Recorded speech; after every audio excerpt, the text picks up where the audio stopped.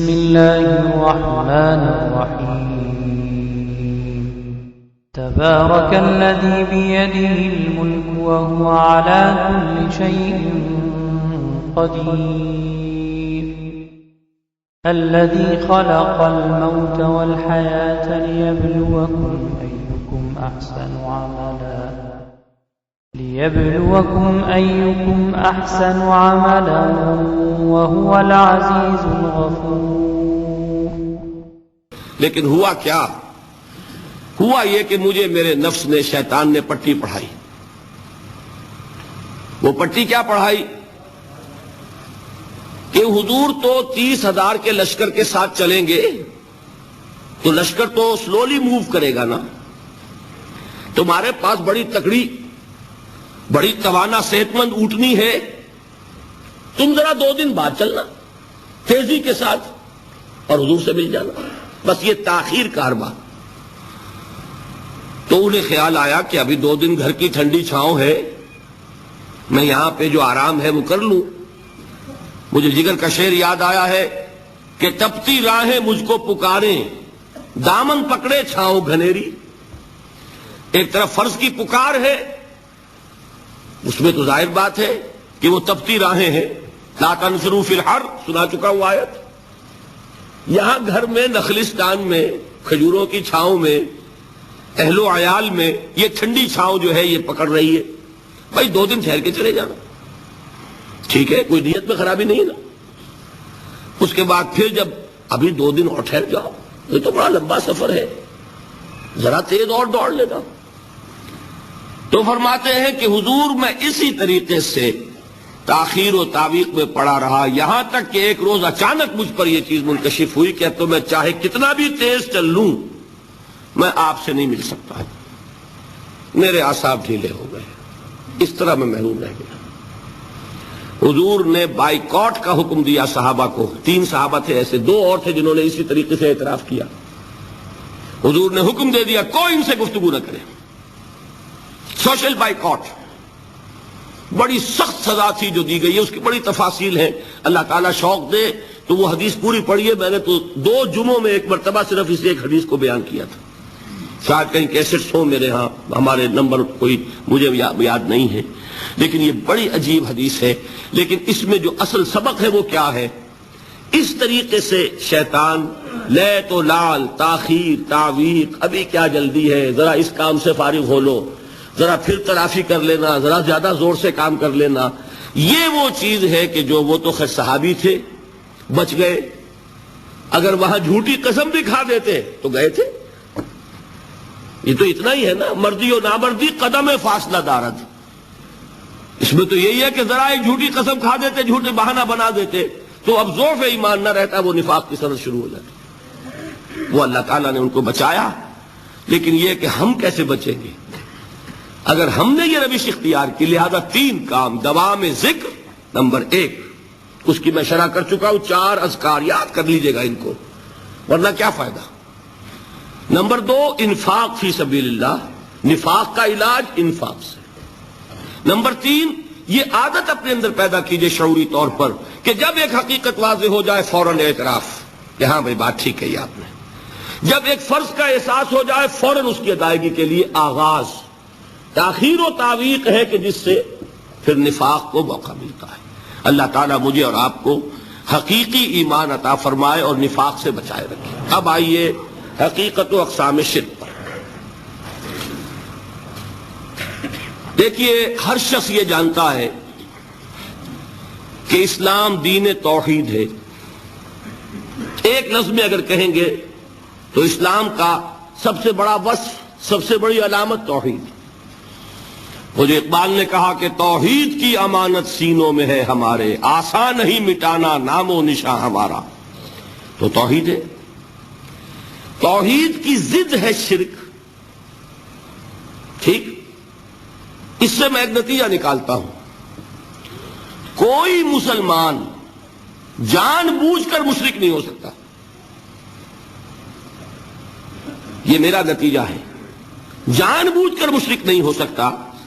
وہ شرک میں مبتلا ہوگا تو ناسمجھی میں ہوگا، نادانی میں ہوگا، وہ اسے شرک نہیں سمجھے گا. یہ ممکن نہیں ہے کہ کوئی مسلمان ہو، گیا سے گیا مسلمان، گزرا سے گزرا مسلمان، گھٹیا سے گھٹیا مسلمان، لیکن وہ شرک کو شرک سمجھتے ہوئے اس میں آلودہ ہو جائے. ہوتا کیا سمجھ میں نہیں آتا کہ شرک. تو ضرورت بہت ہے کہ ہم یہ پہچانیں کہ یہ شرک ہے کیا. دوسری بات یہ جان لیجئے، ہمارے دین میں ناقابل عفو جرم کون سا ہے؟ شرک. 2 مرتبہ بیان فرمایا گیا سورہ نساء میں صرف، ان اللہ لا یغفر ان یشرک بہ ویغفر ما دون ذلک لمن یشاء. اللہ تعالیٰ اسے تو ہرگز نہیں بخشے گا کہ اس کے ساتھ شرک کیا جائے، ہاں اس سے کم تر جس کو چاہے گا معاف فرما دے گا. نوٹ کر لیجئے، اس کی بھی اندر بھی اوپن لائسنس نہیں ہے کہ بقیہ سارے گناہ لازماً معاف کر دے گا، یہ نہیں ہے. اس سے تو آپ میں جرت پیدا ہو جائے گی، باقی سب کیے جاؤ. یہ نہیں، جس کو چاہے گا بخش دے گا، لیکن امید ضرور دلا دی کہ شرک سے کم تر کوئی گناہ ہو تو اس کی بخشش کی بغیر توبہ کے. اللہ تعالیٰ نے امید دلائی توبہ سے تو شرک بھی معاف ہو جائے گا. اس سے مراد کیا ہے؟ بغیر توبہ کے. اللہ تعالیٰ نے فرمایا کہ اور گناہوں کے بارے میں تو امید کی جا سکتی ہے، لیکن شرک کے بارے میں ہرگز نہیں. اہمیت واضح ہو گئی. مزید نمبر 3، اس شرک کی ہماگیریت کا عالم یہ ہے کہ سورہ یوسف کی آیہ مبارکہ ہے، وَمَا يُؤْمِنُ أَكْثَرُهُمْ بِاللَّهِ إِلَّا وَهُمْ مُشْرِكُونَ. انسانوں کی اکثریت کا حال یہ ہے کہ وہ اللہ پر ایمان نہیں رکھتے مگر کسی نہ کسی قسم کے شرک کے ساتھ. یہ یونیورسلٹی ہے اس کی کہ اللہ کو بھی مان رہے ہیں لیکن کسی نوع کا شرک جو ہے وہ بھی لگا رکھا. وَمَا يُؤْمِنُ أَكْثَرُهُمْ بِاللَّهِ. انسانوں کی اکثریت کا حال یہ ہے کہ وہ ایمان نہیں رکھتے اللہ پر، الا وہم مشرکون، مگر یہ کہ کوئی نہ کوئی شرک بھی کرتے ہیں.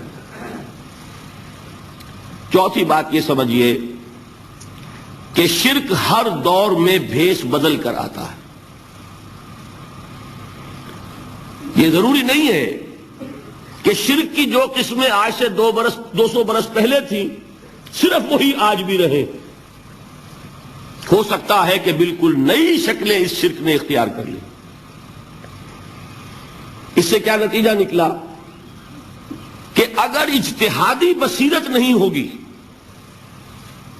تو ہو سکتا ہے کہ ایک شخص جو ہمارے سابق علماء نے لکھ دیا کہ یہ چیز شرک، یہ چیز شرک، یہ چیز شرک، یہ چیز شرک، آج سے 500 برس پہلے کا انسان بڑے سے بڑا عالم دین اپنے زمانے کے شرک کو پہچان کر تو لکھ سکتا ہے. اس سے تو آپ بچ رہے ہیں. امام ابن تیمیہ نے اس کو شرک قرار دیا، اس کو شرک قرار دیا، اس کو شرک قرار دیا. کوئی شخص ہے جو اس سے تو بچ گیا.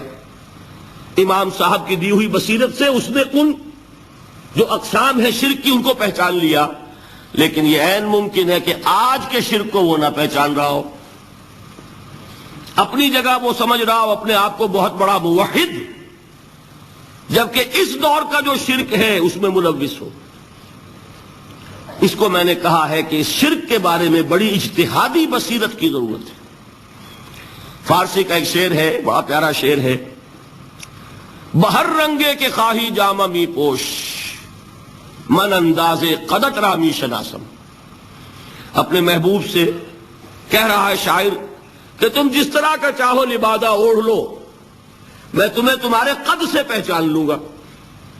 کتنا ہی چھپا لو اپنے آپ کو، کیسے ہی لباس بدل لو، بہر رنگے کے خواہی جامہ می پوش، من انداز قدت رامی شناسم، میں تمہارے قد سے تمہیں پہچان لوں گا. یہ اگر بصیرت نہ ہو کہ شرک کو اس کے قد سے پہچان سکیں آپ، اس کے لیے ضرورت ہے اصولوں کی. دیکھیے جس طرح الجبرا کے اصول ہوتے ہیں، فارمولہ ہے، فارمولہ ہاتھ میں آ گیا، مسئلے حل کرتے چلے جا رہے ہیں، آپ اپلائی کرنے کی دیر ہے فارمولے کی.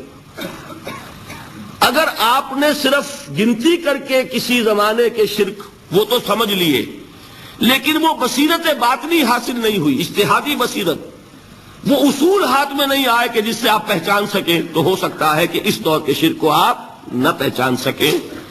اس کے لیے ضرورت ہے کہ اصل اصول ہاتھ میں آ جائیں تاکہ اصولوں کو اپلائی کریں۔ ایک بات مجھ سے اور سن لیجئے، میرا اپنا یہ تاثر ہے، ہمارے دین میں خیر، بھلائی، نیکی، چاہے وہ نظریے کی ہو، علم کی ہو، عقیدے کی ہو، عمل کی ہو، اخلاق کی ہو، وہ سب کیا ہے؟ وہ توحید ہی کے شجرہ طیبہ کی شاخیں ہیں۔ اللہ اللہ اللہ اللہ اللہ اللہ اللہ اللہ اللہ اللہ اللہ اللہ اللہ اللہ